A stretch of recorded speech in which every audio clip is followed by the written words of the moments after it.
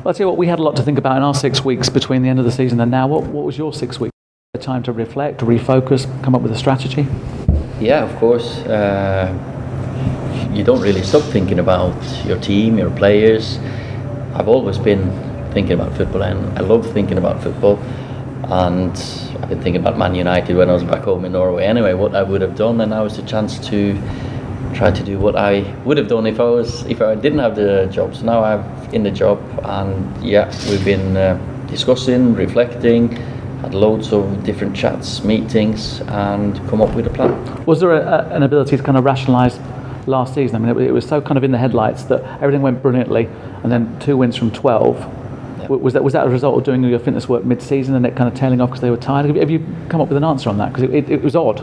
We didn't do as much fitness work as you think. We didn't go to Dubai to do the fitness work. I think you all understand that. It was we went there with a tactical plan, and it worked when it came back against Tottenham. But we stuck with the team for a long while, and we got results, and then we got injuries, and maybe the ones that didn't play as much weren't ready, and we brought the players back in maybe too quickly, and there's fine margins between wins and defeats in the Premier League, and we were just that little bit off that tipped games early on for us. It tipped the other way. Were you happy with the timing of the kind of manager decision? Because we were happy because we were pushing for it. You know, was it something you rather was the end of the season? I wasn't too concerned about it. I wouldn't.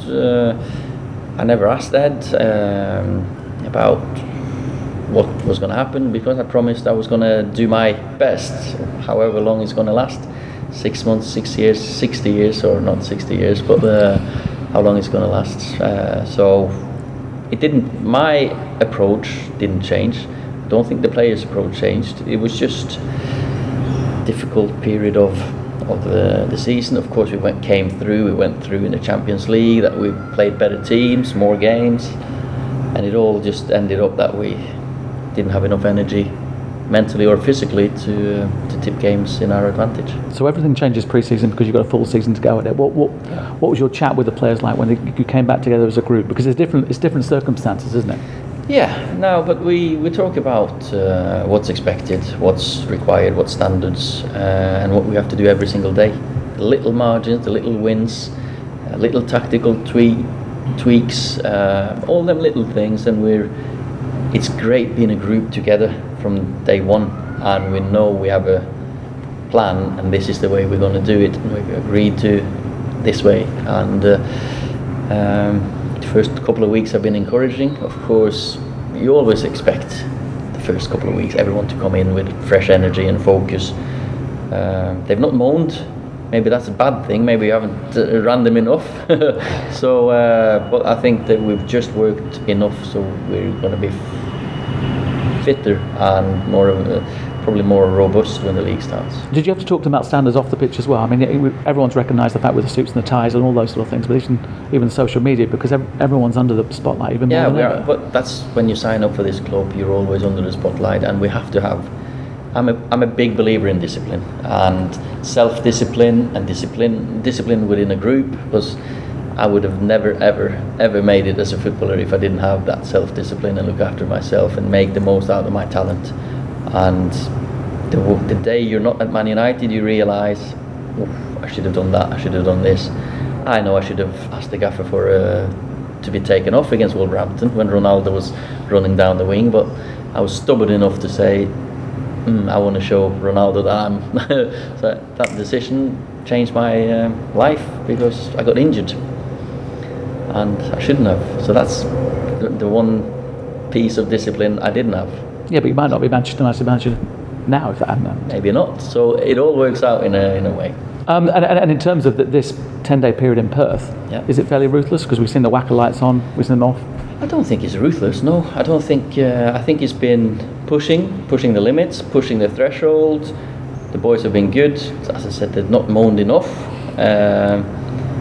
But we can't go over the limit either, because the first league game, 11th of August, we need as many of them as fit as possible and on the starting line. The more sessions you lose out on, the further and further you go behind. There's been a lot of talk about youth and that being the kind of way forward. You watched a lot of Manchester United after Sir Alex left. Could you believe that things not tailed off, but had changed so dramatically it suddenly became about Galacticos rather than this DNA that everyone's talked about for 6 months? Well, football's changed, and of course I've not been here for the 6 years since the gaffer. I've been away from the club for more or less 8 years since when I left. So football's changing now. The level of the opposition as well is so high. It's not just us and Chelsea or us and Arsenal anymore. It's 6 of us, and we're all legitimately thinking we should be title challengers, or at least getting into the Champions League. So football's changed. Might be more difficult for young boys to get the chance straight to the top teams. You see boys go to Germany, come back, and then suddenly they're ready. So we've got to find a balance when the boys are ready to play for Man United. And just looking at those signings you brought in, I mean, Daniel, we saw this morning training, he's obviously found his way into the camp, and Aaron's big enough. Well, I wouldn't pick a fight with him. No, I am very happy with those two. Two signings that I was quite adamant to the club that we should try to sign them, because I believe that they can have an impact straight away, but also in the long term for this club. And it comes down to you. I mean, in terms of the transfer strategy, we know there's a group of people, there's an identification process and clearly a negotiation process, but you're the man who's deciding yes and no. And there won't be any players here that I don't want in my group, no. When you arrived, you said it was an honour and a privilege to be given the chance to manage Manchester United. 6-9 months down the line, when you've had to deal with the vagaries of results and the pressure that Manchester United are under, and you've been able to analyse maybe the fault lines within the club, does it still feel like an honour and a privilege? Oh, definitely. I know how big a responsibility it is, and how it's always been my dream job. Not always, to be. I'm lying now, because when I was playing, at one point there I was thinking I want to get away from the headlines. But then when I got injured, I thought, football's my life, and this club's my life, and I always had that little dream, naive, stupid or clever enough to think, or believing in myself enough, that one day I'll be there. Now I'm here, and it's fantastic. But the club that you played for and were a coach at was a club that, if it didn't win the title, it was challenging for the title. If it didn't win, a cup, it won another cup. The club has not challenged for a league title since Alex Ferguson retired, let alone won one. It's won a couple of minor trophies, I suppose, in the minor scheme of things. Finished 6th last season. It almost feels like this is a bit of a new reality for Manchester United, and that wouldn't be a reality that you would be used to at this club. No, I'm not used to us being 5th or 6th. No, of course I'm not. That's, as you say, that's where we're at, and that's the size of the challenge, and I love that challenge. I'd rather make it despite of, or because, instead of because of. And we know we have to be consistent with our messages to the team. We have to work with the players, that we've got to sign the right types of players and people, and gradually make our way towards the challenging line. Well, have you spoken to Ed about the kind of overall aims? Because most managers, every manager is beholden to short-term results, but it almost feels as though you coming in, the epitome of Manchester United, your early signings are younger players. It feels as though there's a vision for the future, which is maybe what United were before, but they kind of lost their way in that somewhere. For me, I can't talk about how others view management, but for me, management is consistency, long-term, but also you have to have short-term gains and results. But this is no chance this is going to be about anything but improving the club, and that we make steps closer to getting to the top where we believe that we belong. In your mind, do you think we finished 6th last season, if we get in the top 4, that's good enough this season? Or are you in the back of your mind thinking, we've got to aim for the top, but we've got to aim for the top? We've got to aim for further up than 4th. Got to. That's just being at Man United, and I'd rather be an optimist and be wrong than pessimist and be right. So for me, I can't say that these players won't be challenging for the big trophies, because they have the quality. They do have the chance, and we just need that consistency. We need a good start, and we need to keep working every single day and not get our eyes off the targets. Everyone gets off the line, even the plane that we went from Manchester to Perth. I'm sure it didn't just follow the same direct route all the time, just stayed off a little bit, got back in again, off a little bit, got back in again, and that's how we have to do. But you can't let them drift too far, because then you won't hit the goal. Can I just ask you about Alexis Sanchez? When, rightly or wrongly, when we were preparing for this chat, we almost forgot that he was a Manchester United player, and it feels like that epitomises his time at Manchester United. He's a player who arrived with such big expectations, with a big salary, a big reputation, that at no point has he been able to get a consistent run of performances. And that's, for me as a coach and a manager, and that gives me great belief, because we know what he's capable of, and we have to find that way, me, with Alexis, with the team, because there's a top player there, and if we get him firing, he can get us 20 goals easily if he gets on a good run. And that's the thing, I don't like to talk about individuals too much, but Alexis, of course, has made headlines since he's come here, and he's had such a fantastic time at Arsenal. We want to find him scoring goals at Old Trafford again, and that can give us an extra boost. Do you see that in training? Because we only ever see him in matches, and sometimes he looks completely. completely... Seen it in Copa America. You've seen it. You see the consistency hasn't been there because he's had some injuries when I was here. So you see quality, of course you do, and then you just hope that he's going to get that consistency back in his game, and he's got a good chance now. Obviously he's got 3 weeks off since Copa America finished. Hopefully his hamstring injury wasn't too bad. I think it was just a precaution, so he'll be up and running when he comes back. When you were manager of Molde, a number of people would come and speak to you and inevitably ask you about Manchester United. Yeah. And one of those interviews was brought up when you took over about Paul Pogba. You build a side around him. Yeah. Is he is he key to making this side, getting them back to where they belong? Paul is a fantastic player, fantastic human being, always been a great professional. I've had a great relationship with him. Of course, I had him in the reserves a few years back, and I said, if he's in your squad, you'd build a team around him. And of course, I haven't changed that much since then, so I would say the same now. Do you think he's misunderstood by the wider public? Paul's, Man United fans, they know football. Man United fans have been through a successful period.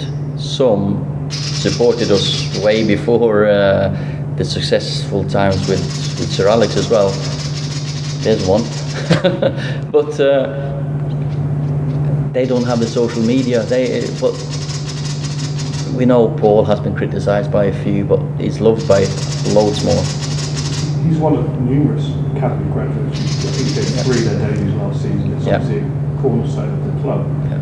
Do you see talent coming through? Obviously, you've got a number of kids out here that makes you confident that they can be challenging for first team spot. Definitely.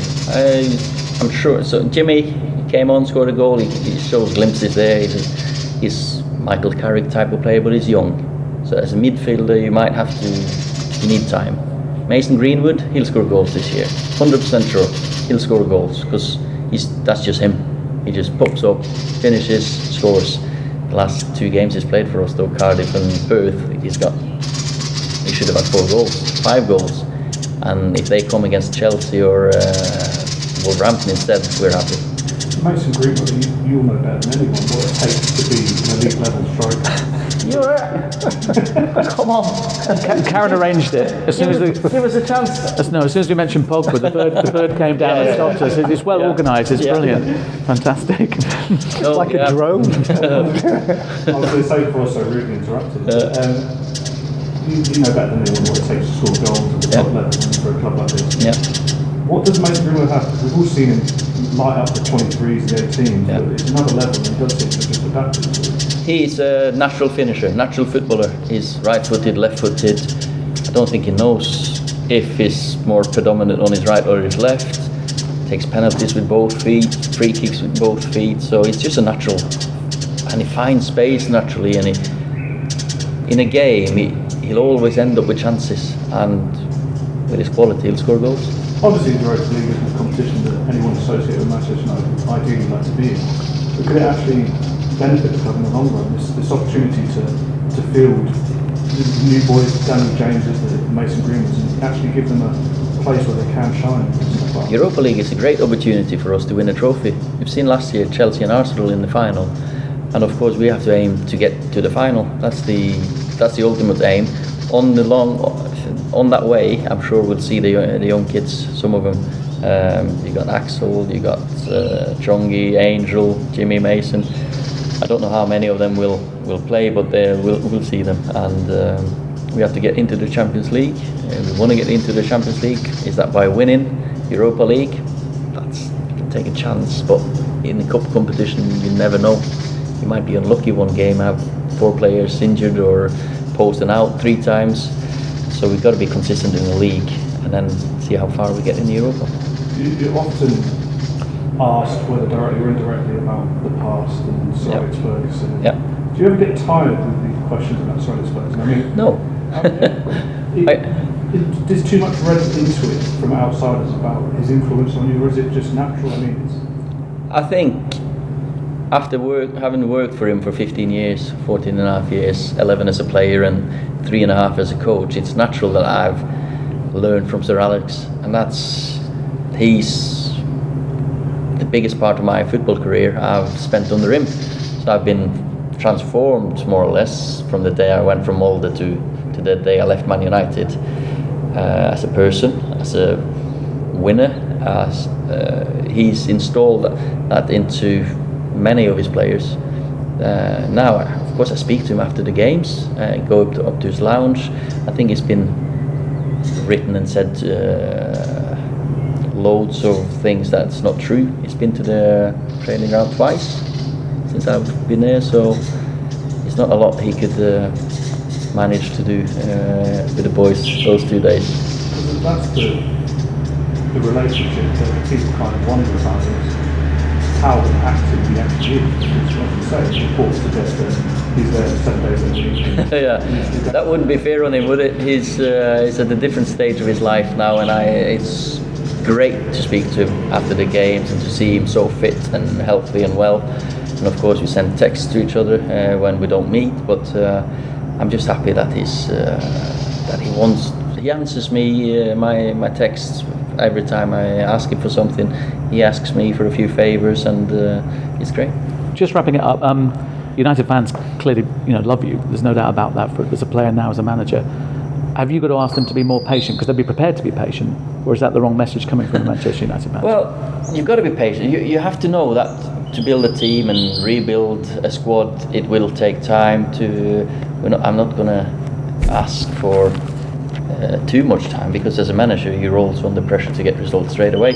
They want us, or maybe not results, but maybe the way we want to play football. So I hope with the way we approach the games now, the fans will see what we're trying to do, and the results will come. And the other thing about it is, knowing how you were as a player and a person, you would never have wanted to leave Manchester United. Can you get your head around people that might? I'm not putting names into your mouth at all, but that kind of state of mind. No, I was there. The ones that might want to leave now haven't felt the winning, that haven't been here when it's been successful. It's the best feeling you can ever have as a footballer, to be at this club when we're successful, and hopefully they want to be part of that. And the last question, I want to be part of that. Sorry. We tried to put numbers into your mouth in terms of players coming in. You've got 2. Ideally, would it be another 2? We're still looking at 1 or 2 options, and but it depends on outgoings as well. It might be more, because if suddenly 2 or 3 will go, then you'll have to replace players. Brilliant. Great stuff. Thank you very much. Top stuff. Pleasure.